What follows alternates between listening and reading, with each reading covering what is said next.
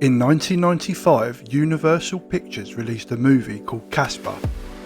It's a story about a friendly ghost, his not so friendly uncles, and to quote Stretch, some fleshies. The movie was a huge success in the box office, earning just shy of $288 million.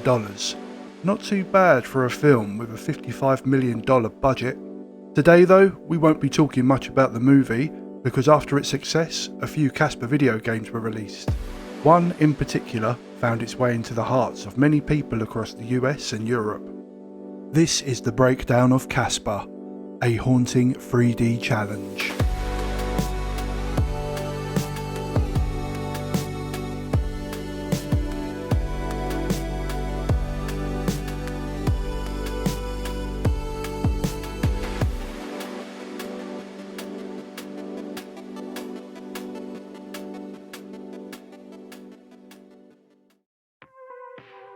The year is 1996 and game publisher Interplay Productions, now known as Interplay Entertainment, has teamed up with the Norwegian developer Funcom and released Casper, a haunting 3D challenge.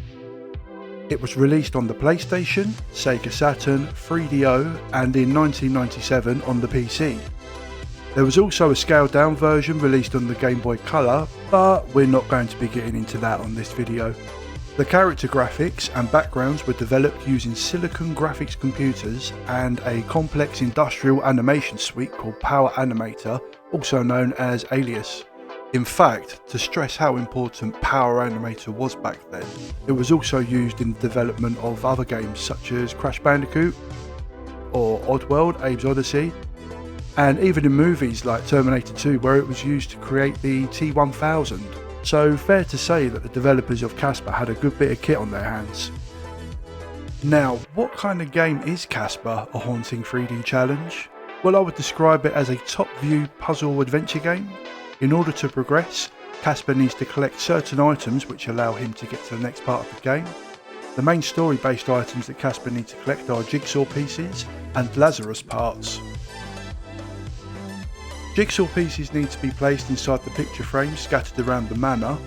Once Casper has placed all 4 pieces in a frame, a morph icon will be unlocked, which gives Casper a new ability so he can progress to the next part of the game. In total, there are 11 morph icons to collect, which include 2 bonus items not necessarily needed for the story. Lazarus parts are collected when Casper defeats one of his uncles in a puzzle-style boss showdown, and in total there are 8 Lazarus parts to collect.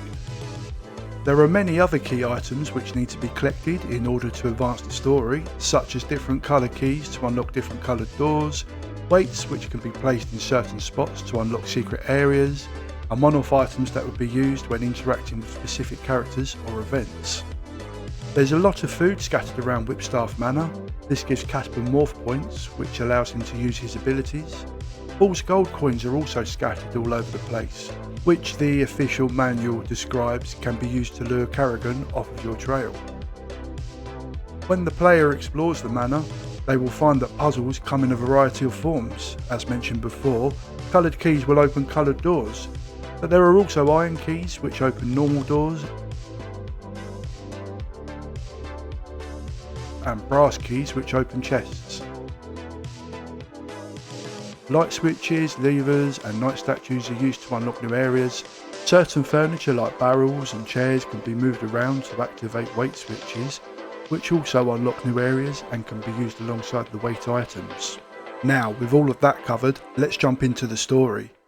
Whipstaff Manor is a stately home that has recently fallen into the hands of Carrigan Crittenden, who by all accounts is described to be a spoilt brat who tends to always get what she wants. And what she wants at Whipstaff Manor is the treasure which is mentioned in the deed. Unfortunately for Carrigan though, there are ghosts roaming the halls of Whipstaff Manor who are also used to getting what they want, and what they want is to keep the manor to themselves without any fleshies coming in and spoiling their fun. Carrigan, being aware of this, decides to hire Dr. James Harvey, who is the world's only therapist for the dead, to figure it all out. He moves into the manor with his daughter Kat, and this is where the game begins. Casper sees Dr. Harvey and Kat enter the manor and decides that if he can find them both a present each, they might want to be friends with him. There are 3 acts to this story, and this prompts the start of Act 1, Find a Token of Friendship. The game begins in the foyer, where the player first gets to control Casper and gets a feel for the game. After exploring this area, Casper completes the first jigsaw puzzle and unlocks the smoke morph icon. This allows him to turn into a puff of mist and traverse through the vents into different rooms. Soon after, Casper finds the red rose and a big book on the mind, which he thinks will make great presents. He then finds Dr. Harvey and Kat, explains to them that he's a friendly ghost, but his uncles, Stretch, Stinky and Fatso, they're not so friendly. Later on, Casper and Kat are playing, and Casper remembers that his dad invented a machine called the Lazarus, which can be used to bring him back to life. He then explains that his dad hid it in a secret laboratory somewhere in the house. The cutscene then switches to Casper's uncles, and they're not so happy about Casper making fleshy friends. If Casper uses the Lazarus and is brought back to life, who on earth is going to do all of their chores for them? They decide to disassemble the Lazarus and hide the pieces.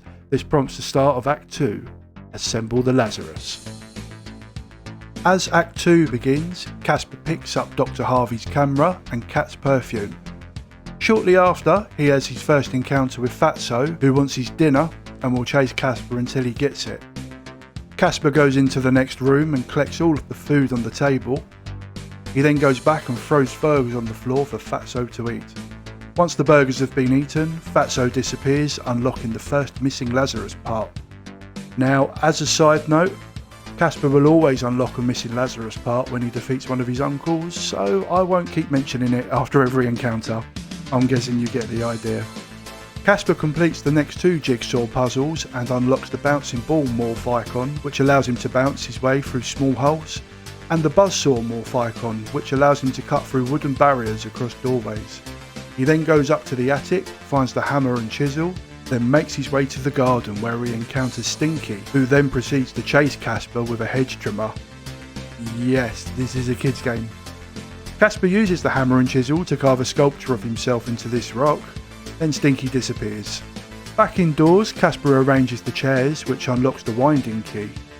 He then completes the next jigsaw, unlocks the hammer morph icon and encounters Fatso for the second time. Casper uses the winding key to start the carousel, morphs into a hammer to destroy the tank, then traps Fatso, spinning him on the carousel, which forces him to disappear. Next, Casper unlocks 2 more morph icons, the light bulb and the fan. He then finds a tube of glue and has his first encounter with Stretch. Casper uses the glue to trap Stretch, which eventually makes him disappear.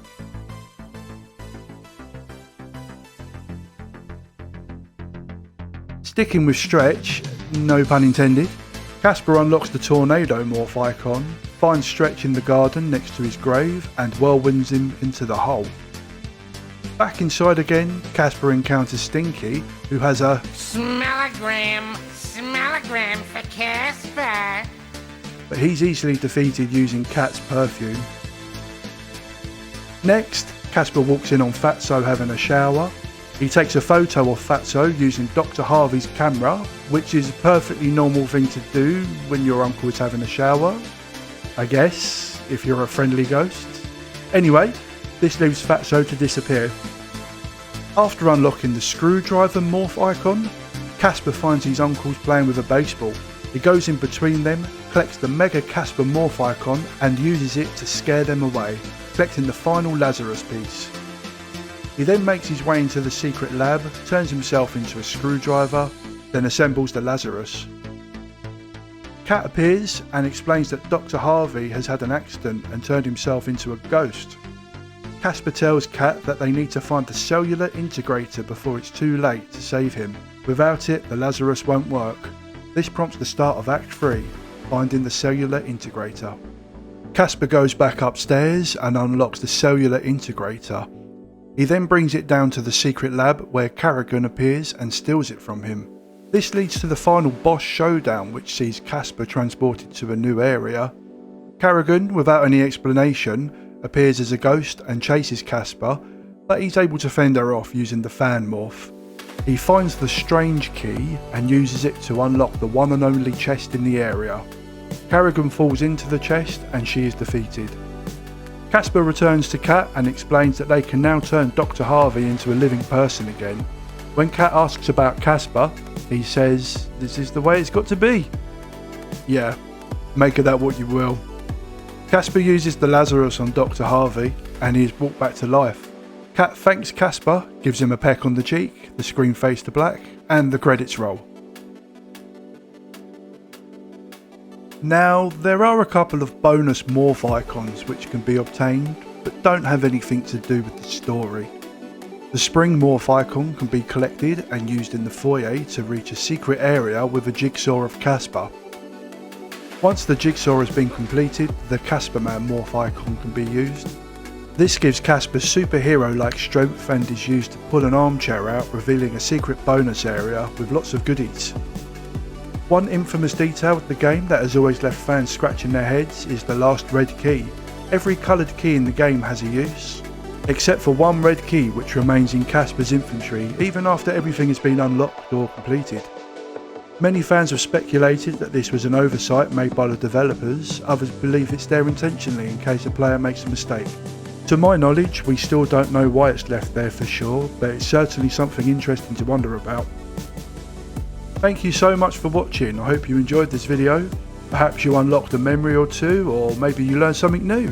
Please remember to give it a thumbs up if you did, and don't forget to subscribe if you want to see even more content like this.